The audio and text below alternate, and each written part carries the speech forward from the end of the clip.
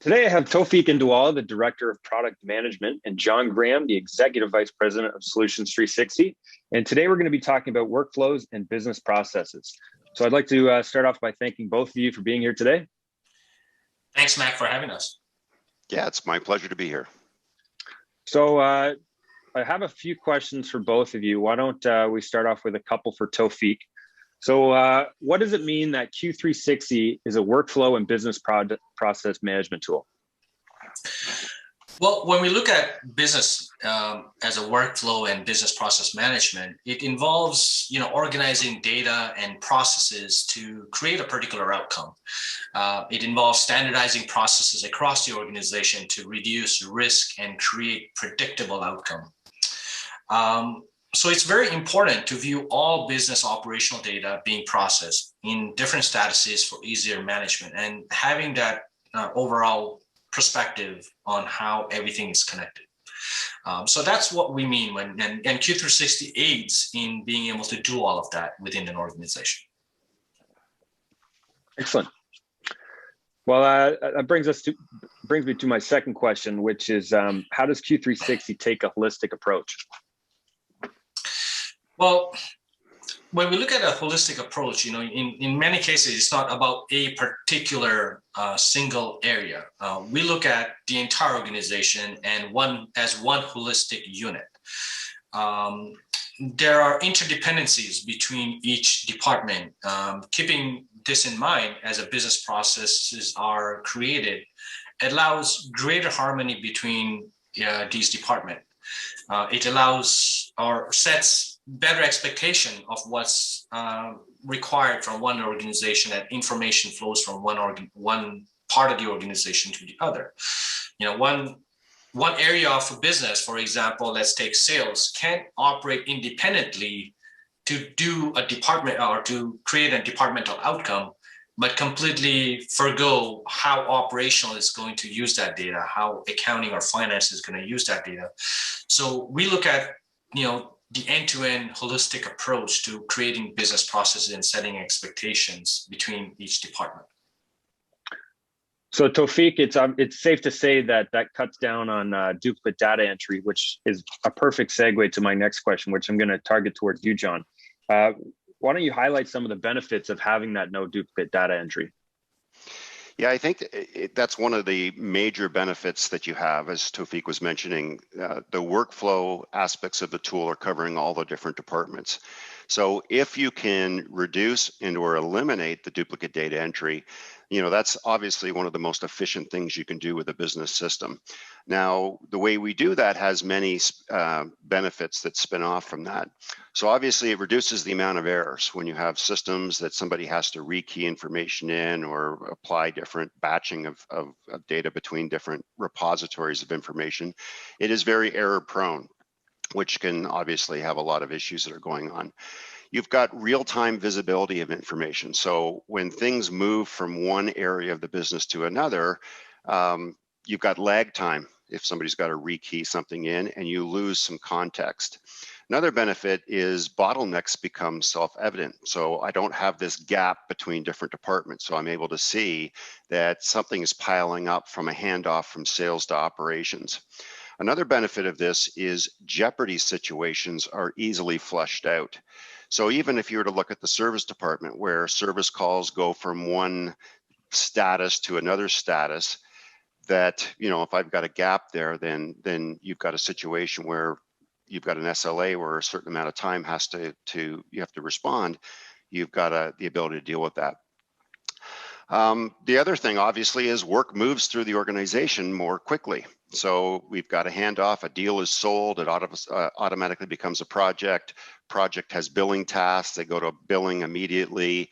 You get to substantial completion, and then service is going to be made aware of that. Another good example of this is purchasing. Purchasing is always a big area in a company that's difficult to manage. Well, the way Q360 does purchasing, there is no data entry. We're leveraging the information that's already in the system. The equipment that's in a box sale for projects or for service work, literally one click, and you can now build consolidated POs. That's great. Thanks, John. And you did mention handoffs. So that's let's go into question 5 or question 4, sorry. How does Q360 improve handoffs between roles and across departments? Well, first and foremost, it does very elegant handoffs. Traditionally, if you look at the major handoffs, right, you've got sales, they close a deal, and now operations, typically in the project management office, have to deliver on that. There's a tremendous amount of information that's contained within that sales domain, and to get that across to operations is typically sort of haphazard, or a lot of paperwork has to move back and forth, or documents in a repository. So the fact that when a deal closes in Q360 and then we create a project from that information, and literally there's a one click and the operations department can read all the sales notes. So you've got that data integrity, and again, it's in real time. So if I'm not going back and forth and requesting information from salespeople as I come across it, it's a really nice handoff that way.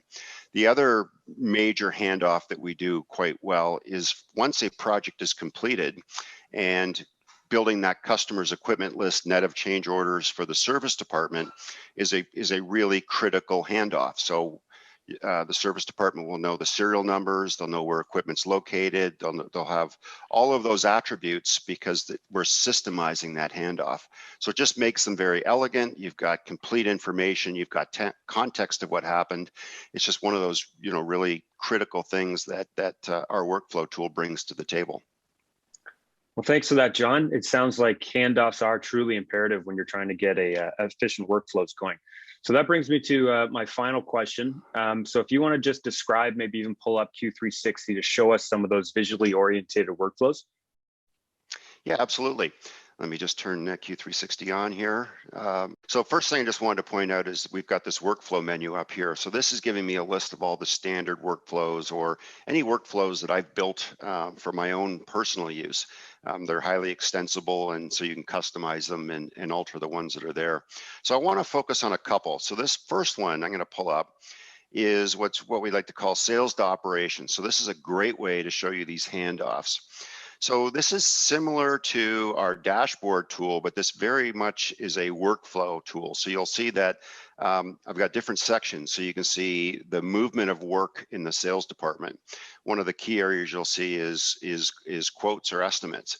So obviously a quote goes through a process. You've got somebody that's working on it, it's in a data entry state, then it gets confirmed, and that's a review stage within that.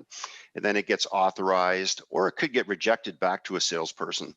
And then once that goes in, gets submitted and approved, it's with the customer, and then the quote will turn into an order. And in this particular example, orders will automatically go to operations in one of 4 channels. So this is one of those really graceful handoffs. So the order manager will review that order, click a button, and then it will go into operations. It could be a service contract or a managed services contract. So that'll go through and queue itself up. It might be your platinum plan or your gold plan. So immediately, as soon as that is approved, that's all ready for operations to deliver on that. Now, it could also be a box sale. So in that case, that confirmed sales order will go through a pick, ship, and invoice process.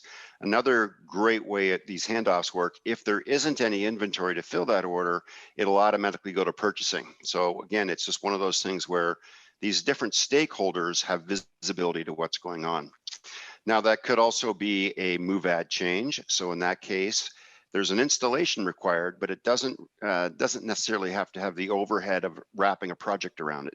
So in that case, that confirmed order will become a service ticket of a move add change type. It'll get scheduled. The technician will have the inventory moved to their tech inventory.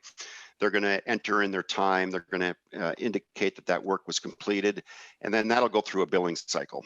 So it could have rounding rules, it could have minimum charges, those types of things. Now, the fourth way could be a project. So in that case, that confirmed order will become a project. Projects can be templated, so you've got your entire work breakdown structure wrapped around that automatically. Then you go through all your stages of the project. You can see the project manager being assigned, the planning, the execution of the project, right down to substantial completion. And that's that other example that I talked about, where we've got a handoff from the project management team to the service team. And everything in this is a drill down. So I can sit here and look at all the orders to pick for, and I can drill down, and it's going to show me everything that's in that bucket. So I can then go in and look at the detailed work that's there. So that's the beauty of it. I see what's in each bucket, and then I can also drill down and take a look at the details of everything. Another quick example is one of these ones I'll call purchasing to accounts payable. So in this workflow, I can see the number of items that need to be purchased for. So this is what I was referring to when I said there's no data entry required for this, for purchasing. So this is a list of all the equipment that the entire organization needs to have ordered. And I could also filter it. I could look at a branch office, or I could look at a certain department's requirements, or I could look at project service calls or box sales. So in here is my equipment list. And then I can also see, as the purchaser, whether this is for a service call, whether it's for a project. I can drill into the details if I need context. And then I can also have vendors predefined. So that's part of the price list maintenance, where I could say, I buy this from AMX, or I buy this from Extron. So quite literally, I can select multiple line items here, click a button, and that's going to create those consolidated POs for me. And then I can go right through the purchasing process. So purchase orders are created, they're confirmed, they're issued, I can receive it. I can also link over to accounts payable. So if I'm working for both departments, then I can go through and have this sort of a hybrid workflow where I'm seeing the two different sides of what's going on there. So that just simply allows me to see work as it moves through the organization visually. Okay, I think we'll end it with that. Tawfiq, John, do you have anything to add to the topic?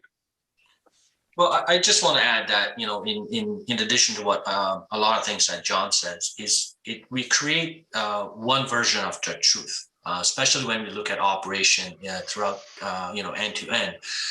You know, an example is change orders. You know, when things get, you know, doing operation, when you're executing projects, there's always change orders. And there are at least three different units that play a part in the change orders. You know, you got the sales organization that is generating that change order to repropose or handle the change. Then you got operation that has to execute it. You have the finance that has to bill it at the end. And using the workflow and the business management, process management that we have, the system keeps the data integrity in a way that it creates one version of truth. What did we quote? What was the original price? What was the current price? And what do we have to bill? And it keeps, the system has to manage it. It's not a matter of somebody, you know, taking the quote and then keeping the bill of material up to date on a spreadsheet, and then we purchase something wrong because it was being managed on a spreadsheet and didn't get updated. Or what are we supposed to bill the customer because all of that information is outside of the system. So we create, you know, using the Q360 workflows and the business process management and the data integrity, the lack of duplication or no duplication of data entry, we create one version of the truth that businesses can really manage their and be predictable in their business operation. Tawfiq, that's an excellent point. I've heard that from many customers, that Q360 gives you one version of the truth. You know, in summary, most organizations with disconnected systems, you're really depending on your people doing the right thing at the right time. And if somebody sort of drops the ball on that, creates problems. So having it systemized, having the system show you visually that what's going on in a workflow eliminates that. So again, it's just one of those safeguards that really helps your business, and obviously makes it quite scalable. So well, excellent. I appreciate you both tuning in to cap that off for us. And thank you both for joining us today, and I look forward to speaking with you both soon. Thank you, Matt. Thank you.